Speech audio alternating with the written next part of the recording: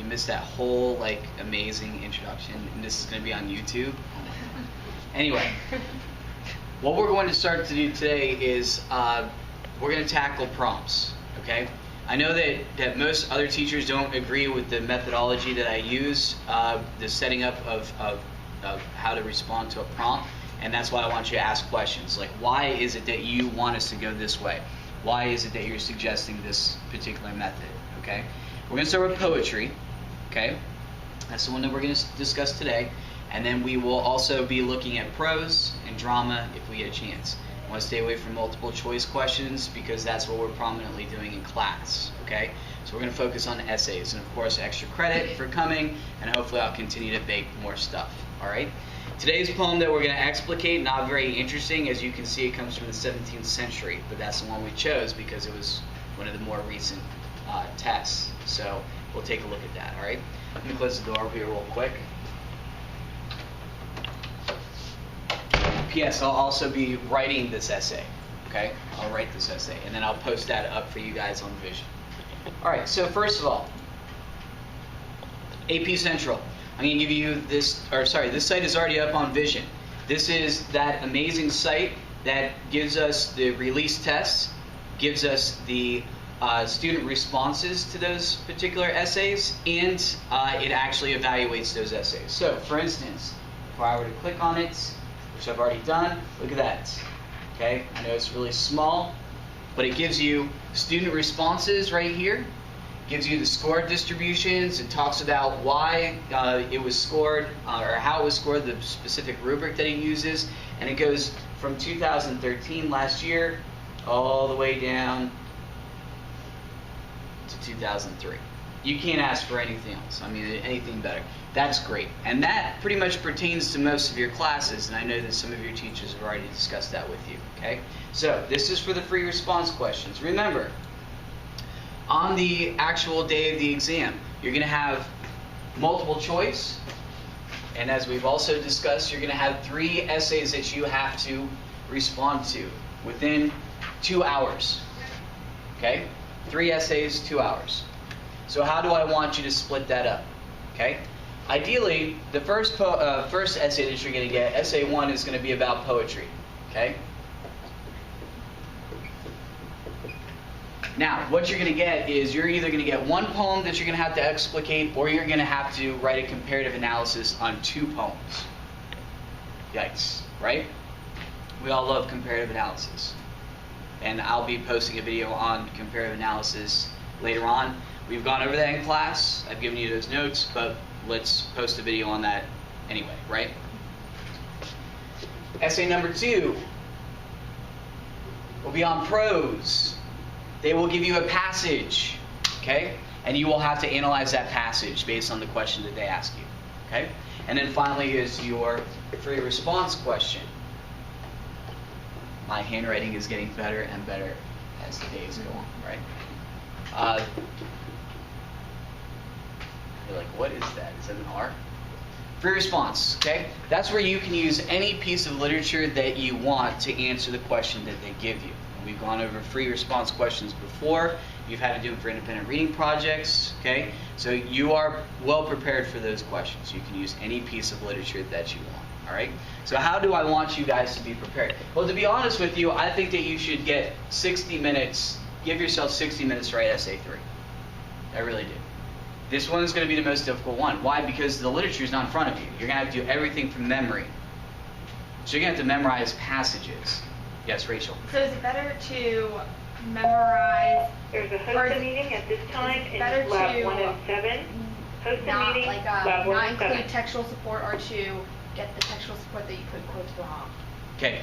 Again, people are going to banter back and forth about this, but I've seen in the past students who incorporated textual support within this free response essay using any piece of literature that they wanted, they scored higher than those kids that did not. Even if the At textual the support site is team meeting not at this time in the completely main office perfect, conference room, at the it's site a little team wrong. meeting. If the textual support is not perfect, it's not verbatim from the story, don't use it. Okay. Okay? Don't use it. It's kind of like talking about a character who you forgot their name. Okay. Don't do that. That guy who showed up in Act 3, Scene 2, I don't remember his name, but he's cool. Rosencrantz? Okay, don't do it. All right. The other two essays, though, and good question. I want you to spend, the remainder of your time focusing on these two particular essays. They're going to be easier. Why? Because you have the text right there in front of you. It's going to be easier. You can write on the test, and you can actually explicate both of those passages a lot easier. Okay? So look at this website when you get a chance. Bless you. Thank you. You're welcome.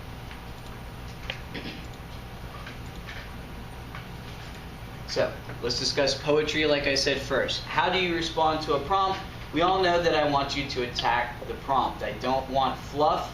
Fluff is annoying. It doesn't do any good.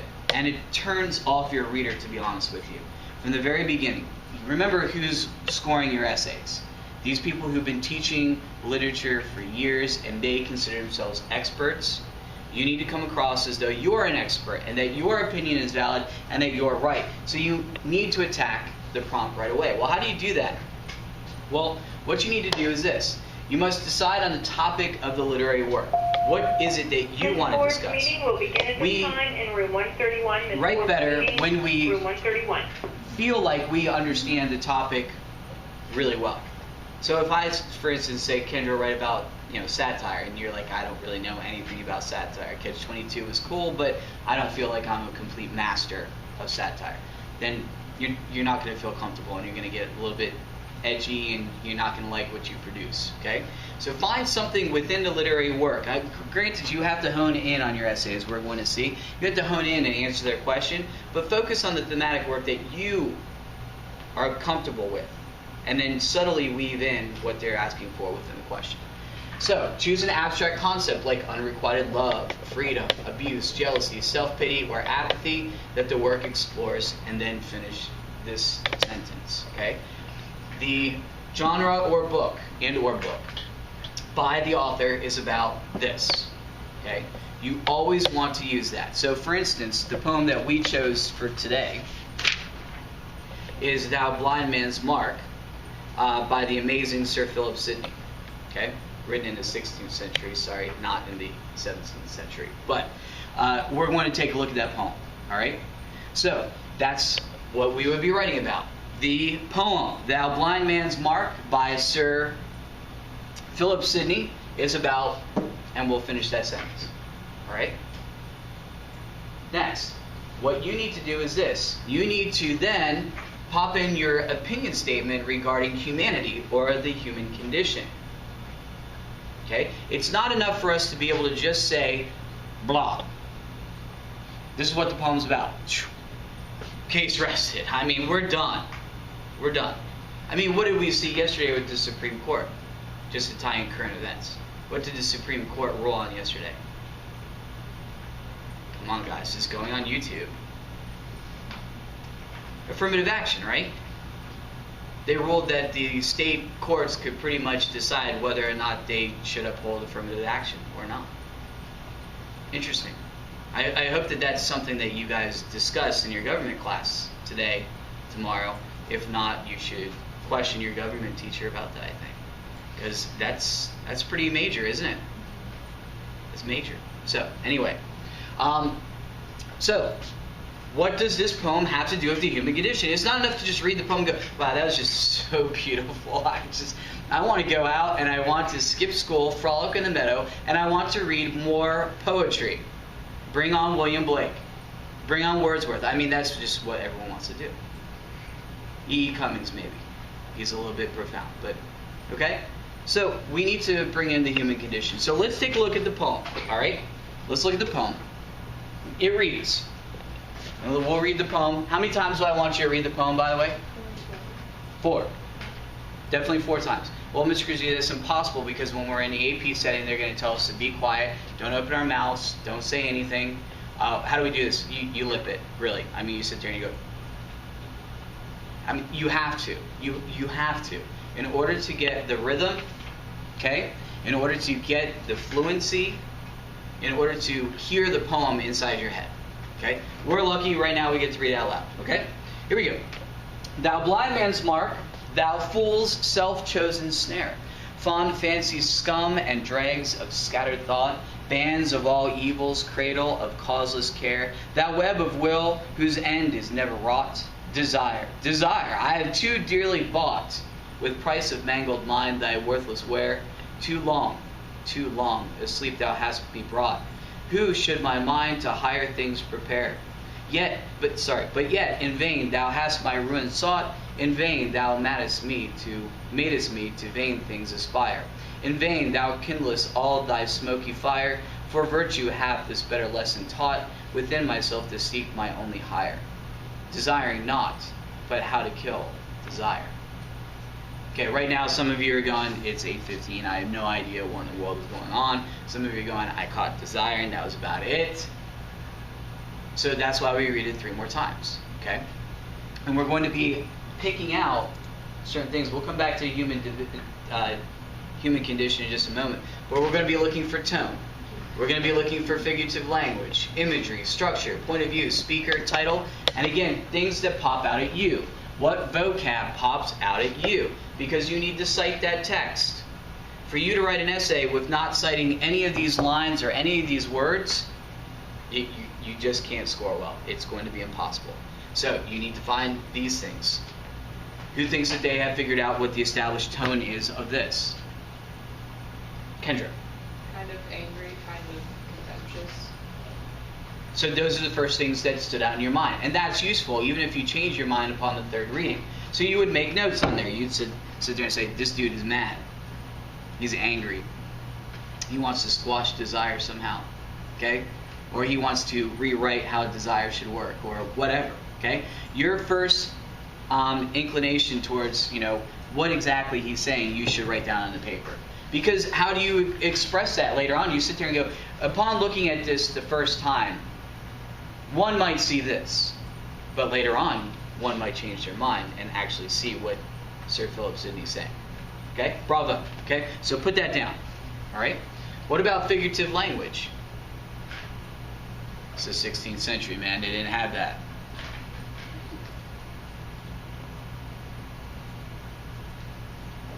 Nobody? No figurative language? Maybe we'll find it next time. Olivia, good. Painting this scene of destruction, like the world was falling down. Absolutely. Painting this scene of destruction. I mean, wonderful. Okay? So, bravo. I mean, during the Renaissance, we didn't have any destruction. No ruins, it was Renaissance. Everything was peachy keen. Absolutely not. Okay? As we know, Shakespeare was born into the plague. Okay? His particular year. Okay? I think it's something like 1,000 people in Stratford died of the plague near his birth. It's a miracle that he even survived. Okay? So there you go. Very nice job. Excellent. Imagery. And maybe even use Olivia's example for imagery. Okay? Whatever imagery stands out in your mind, you need to write that down. Now, the first mistake that we make, and we've done this before, and I just want to point this out, and I'm going to reiterate it again when we actually write down the essay, is this. We don't want to make our body paragraphs go tone. The tone is amazing. I mean, for a 16th century poem, this is just absolutely, the tone is just, oh my goodness, it's so angry, it's so contemptuous. Morning, Maddie. It's just, the tone. We don't want one entire paragraph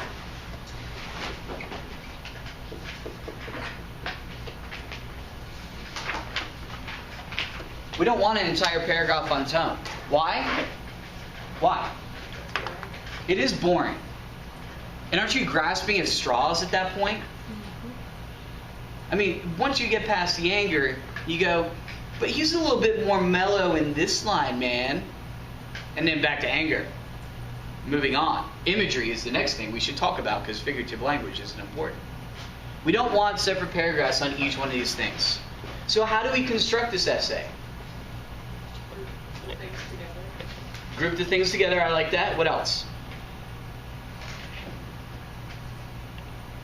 What else? Because we don't want separate paragraphs on this. I know some people will disagree with me on this. I've had many discussions with this with other teachers where they sit there and they say, I want the student to talk about point of view for an entire paragraph on this poem. Why? Why would you do that? That's dry. And the student's not getting anything out of it. And what are you going to create as a result? fluff. You're going to make up stuff. Stay Puft Marshmallow Man showed up out of nowhere. It was crazy, man. It was like Ghostbusters all over again. I mean, you don't want this. You want to discuss it within your organic essay, okay? We want organic essay structure.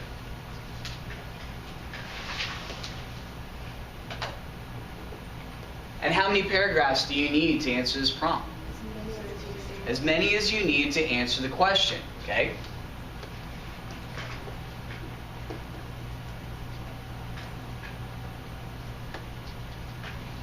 So, one paragraph might be discussing the human condition, right?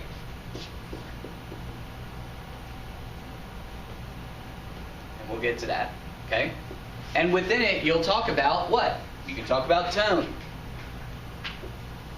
You can talk about the title, which is something else that we're going to definitely need to examine within a poem. So we can kind of break these down into categories. Yes. Okay. And then do our paragraphs on the categories. That is correct. Okay? Which looks very similar to what, actually? I don't want to scare you off, but in history class, you guys had to write what? What type of essays? DBQs. Okay? I don't want to scare you because this is still organic essay structure. Okay? That didn't take a mark. Now it did. Okay? This is still organic. But I don't want you to sit there and go, each paragraph has to be about a different type of poetic device or technique. Okay? Does not. All right. Poetic forms and techniques, by the way, I provided a website for you again on poets.org. They cover the main ones. These are very good, and you'll have this link. I love ads.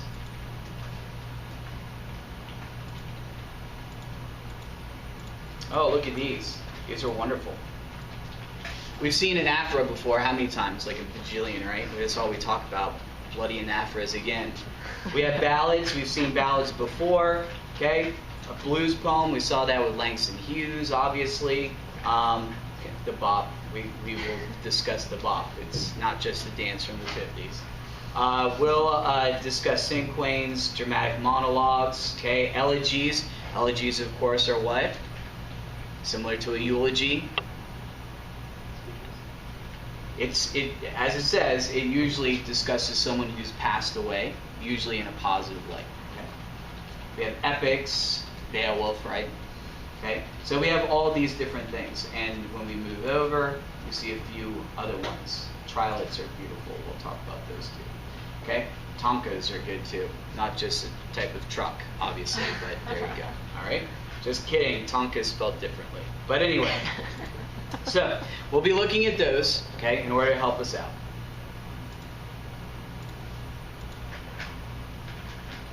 All right. So first, let's go back to the poem, because we need to write this essay. We won't finish it today, but we'll start crafting this bad boy. We'll start attacking it. Okay? Let's look at the full prompt. Let's look at the poem. And in this time, let's start writing down things that we notice within the poem. Here you go, Maddie. Oh, you got one? Yeah, I got one. Brilliant. Rachel got one. I'm surprised. All right, here we go. In the following poem by Sir Philip Sidney, who was alive in the 16th century. The speaker addresses the subject of desire. Read the poem carefully, then write a well-developed essay in which you analyze how poetic devices help to convey the speaker's complex attitude toward desire. Well, Mr. Grazina, this is completely contrary to what you just said. The prompt is asking us to discuss poetic devices and how it leads to the author conveying how he views desire. Yeah, but that doesn't mean that each one of your paragraphs has to be on a different poetic device. Absolutely not. You need to discuss it as relevant and subtly weave in those poetic devices. Mr. Grazina, that sounds difficult. It is difficult. That's why you can always go back to your recursive 5-paragraph essay. If you wig out and you sit there and you find a poem that you don't think is interesting, I mean, it's not going to be this one because this one's just awesome. But, I mean, you're going to get one of those poems and you're going to be like, I don't get this at all, man. I read it 4 times. I read it 44 times. I don't care. It's not as easy as Dr. Seuss, and I just don't get it. So we'll go back to your recursive 5-paragraph essay. Rachel. So for this prompt, it would be more of like, you have your topic, and then the poetic devices are more of your support, like That is what correct. you would do for any other essay? That is correct. So you are going to discuss a theme. The theme obviously here is going to be what? Destruction. You can talk about destruction, sure. Probably be easier to talk about desire, right? But you can talk about destruction, sure. Okay? So, let's look at the title. First of all, the title is Thou Blind Man's Mark. What do we get out of that? Target for a blind man, like, I think it's like how the man's blind but he can still hit you, like you are that noticeable and very annoying. Oh, I like that. Write that down. You need to put that somewhere within your essay. What else? Thou blind man's mark. Think about a blind guy, okay? If you can't think about a blind guy, just imagine me with my eyes shut. Now what? Well, if you tried to make him mark, you wouldn't do very well because you can't see him. That's what I would think. Okay, so write that down. You can propose that argument in there. What else? Olivia? I saw it because it was desire and he's not happy about it, that he's in love with someone he doesn't want to be. So it's like love is blind and like Cupid shot the arrow in the wrong place. He's blind. Brilliant. Write it down. Right now, there are some college professors out there who are actually like looking at this on YouTube because so many people actually follow my YouTube page that no, they really don't, Rachel. That was a joke. But the college professor actually looked at this. And some of them are crying because they teach, Renaissance poetry, and they're like, this is not what this poem is about. But they're missing the point because the whole idea to responding to a prompt is not being right. And right now they're even just clicked off. They're like, I'm not watching the rest of this guy. He just teaches high school English. He doesn't know what he's talking about. But I do know what I'm talking about because it's not so much that you're right, it's being able to back up what you're saying within your essay. What you're trying to do is you're trying to impress the reader. That's why it's the AP exam. That's why they try to trick you with those multiple choice questions, right? And they annoy you with those essay prompts. So you're trying to impress them. It does not matter if you're right. All you have to do is back up your stuff. So, Thou Blind Man's Mark. Look at the title. Write down your initial reactions about the title. And I think that the three of you that responded to that question came up with some beautiful assertions. Pop them in there somehow. Let's read the poem. Let's hit it. Again. Thou blind man's mark. And there you go. Look at that. There's even a little tidbit right there that says that it's the target. Thou fool's self-chosen snare. Fond fancies scum and dregs of scattered thought. Oh, come on, right there. What is the connotation of some of the words in lines 1 and 2? Very negative. Very negative. What do we have? Scum. Dregs, scattered thought, right? We have negative connotative words, okay? You should be underlining those. They're noticeable. Band of all evils, cradle of causeless care, thou web of will whose end is never wrought, desire. Desire, I have too dearly bought with price of mangled mind, thy worthless ware, too long asleep thou hast me brought, who should my mind to higher things prepare? But yet in vain thou hast my ruin sought. In vain thou madest me to vain things aspire. In vain thou kindlest all thy smoky fire, for virtue hath this better lesson taught. Within myself to seek my only higher reward, right? Desiring not, but how to kill desire. So what is this poem about? Second reading, which should have opened your eyes a little bit more, yeah? Isn't it amazing? Like the first time you'll read something and be like, I don't know what I just read. It's kind of like when you read your government book at night. Those of you who read it, you just read 10 pages and you get past I was supposed to know how the Senate was established and organized, and I know nothing. But seriously, now some of you are oh my gosh, all of a sudden I see the light, and you're getting ready to do a happy dance. So what did you get out of this poem? Go ahead, Kendra. I didn't really get a message, but I saw more figured language, a lot of alliteration and anaphora, especially in the last half of the poem. Please make sure you highlight the anaphora. What anaphora did you see? In vain, thou. In vain. In vain, thou. And of course, the speaker is addressing who? Desire. Desire. Okay? And of course, we need to understand that the speaker is not who, first of all? The poet. Okay? Poet, speaker, two separate things. When we get to Inferno, okay, which we're going to start in May, okay, the speaker, never say that the poet is saying something. Don't. Okay? Never say that the speaker and the poet are the same thing. That's what I meant to say. Okay? Speaker.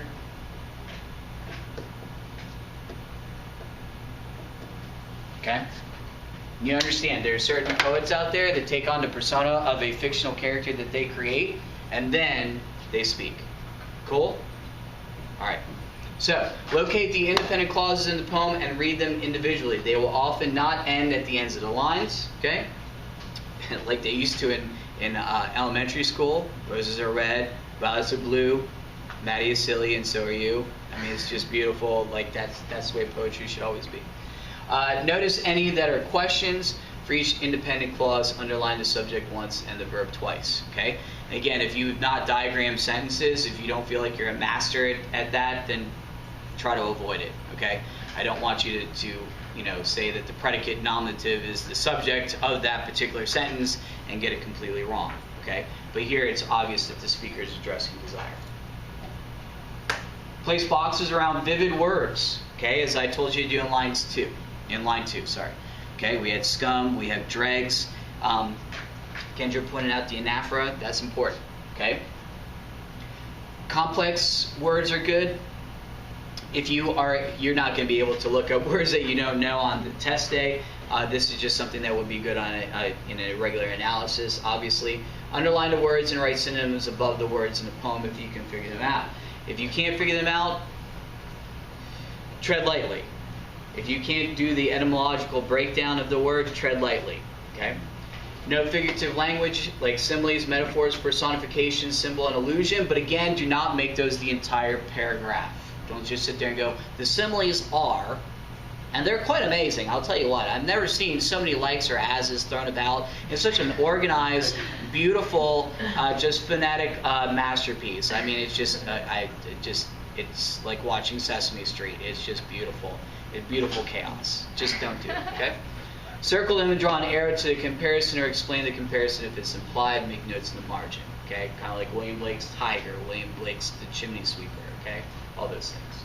And today, those of you who are going to be in AP Lit today, we'll be looking at Sylvia Plath's Daddy, where she compares Daddy to Nazis, the devil. Rachel, you're going to love this poem tomorrow. I'm just kidding. All right. Right. So, let's go back to the human condition. Okay? So, how do we rate our opening idea here? Okay? The poem. I can spell too. Get your spelling right too, because they'll kill you on spelling.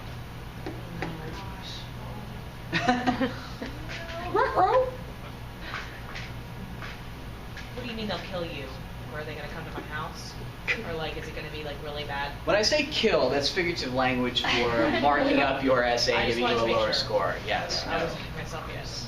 It's not like the threat that I gave my 15-year-old yesterday for not walking the dog and washing the dishes or cleaning out the kitty litter box before trash was to be taken out to the curb. Completely different. All right. The poem, Thou Blind Man's Mark, by, and you have to put in the author. It doesn't matter if you just put in their last name, okay? But this guy is not as well known to you guys. It's not like you're talking about T.S. Eliot, okay? You and T.S. Eliot are like this, you know?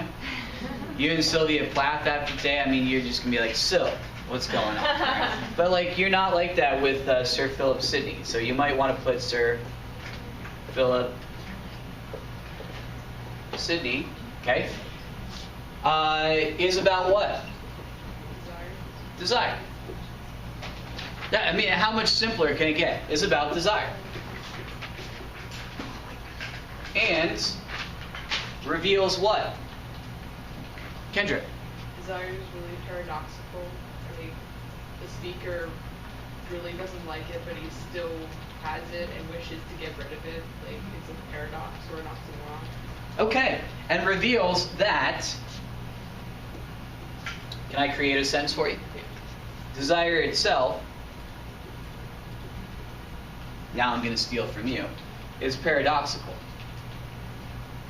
Oh no, my spelling. It's okay. Is paradoxical. I like that.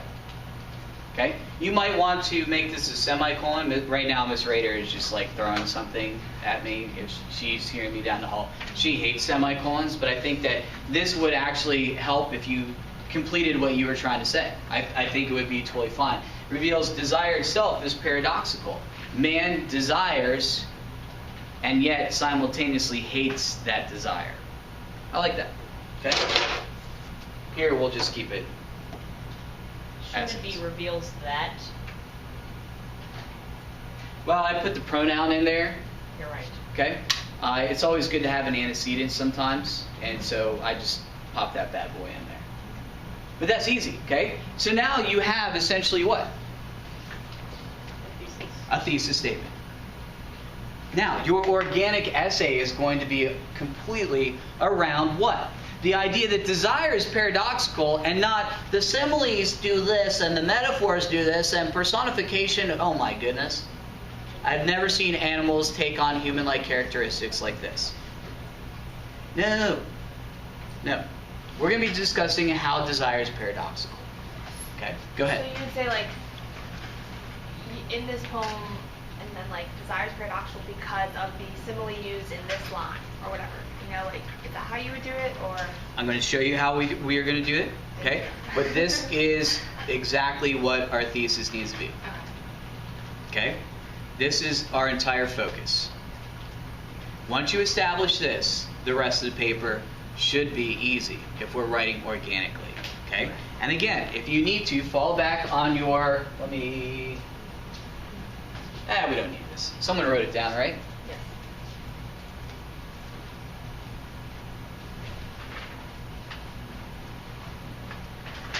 Yes. Fall back on your 5-paragraph recursive essay if you need to, okay? What is this first upside down triangle? Nope.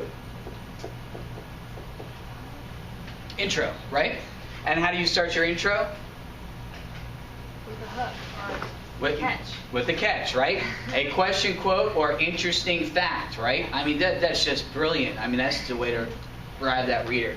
What's the little star right here? That's a star, by the way. That's the thesis, okay? And why is the triangle upside down, by the way? Start broad and get specific, right? That's what your 7th grade teachers wanted you to do. Why do we have rectangles to represent the body paragraphs?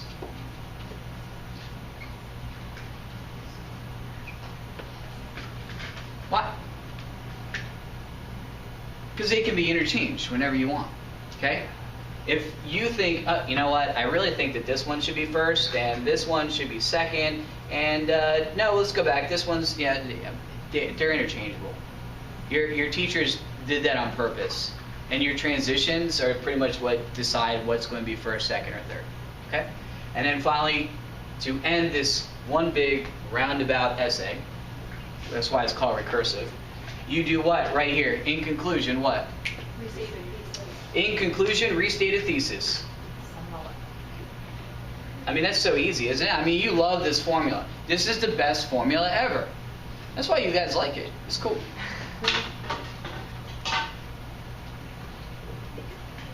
In conclusion, restate a thesis, summarize what you already said, and then leave them thinking. I mean, that's the best part. You really want to leave your reader thinking. I mean, if you're writing an essay about how good pizza is, I mean, what's the best way to finish that essay? Who's hungry? Who do we call for a pie? I mean, that's what you do, right? Okay? So go back to your recursive 5-paragraph essay if you need to do it. Okay? Some of y'all are going to be freaking out. You're going to have 40 minutes to write this essay. Next class, I'm going to do it in about 20. All right? So, does it have to be a recursive 5-paragraph essay? Can we make a recursive 4-paragraph essay or 3-paragraph essay? I'm going to tell you, Maddie, if you write a recursive essay in any degree, you're going to be a 5 or below out of 9 points. Okay, wow. Okay? And a 5's not a C. Yeah. Okay? So what I'm trying to do here with this is, by giving you this, to work around. All the rest of the essay will be easy to write. Okay, I see what you mean. But Okay. really, we should not at all be doing a recursive essay. It's not just like another option, it would not be good. No. At this point in your career as a student, where the recursive 5-paragraph essay is good is when it's the recursive 20 to 25 paragraph essay, where you're writing a research paper. Does that make sense? Yes. Like if you're doing a scientific paper, that's how you want to write your research paper. And your introduction will actually be 2 paragraphs, 2 or 3 paragraphs, and your body paragraphs will be huge, they'll be immense, with all the data that you're trying to support. And your conclusion, again, will be something 1 or 2 paragraphs long. In attacking the prompt, you're going to see, as I've said the entire year, your conclusion will be 1 to 2 sentences. Okay? So on Friday, when we pick this back up, and I'll try to bring donuts, okay? Because they're better than my muffins. We will watch me write this essay in 20 minutes. I want you to ask questions throughout, okay?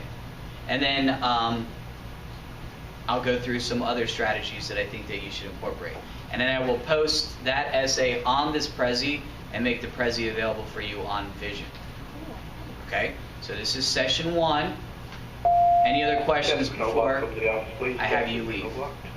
Kendra. Are we allowed to do the essays in any order we want? Like we do essay 3, then 1 and 2? Absolutely. You have 2 hours to write 3 essays. It's however you want.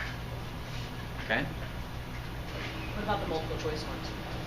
Multiple choice is always section 1. You're going to have an hour to answer 55 questions. Good. Okay? Anything else? Brilliant. Okay. If you've not signed in, sign in. So, if you've not signed in, sign in. There you go. And grab a copy of this poem. We're going to read it 2 more times before I write the essay next session. Okay? Thank Ms. Lowcraft for videotaping. Thank you, Ms. Lopez. Okay, peace. Thanks, Ms. Lowcraft.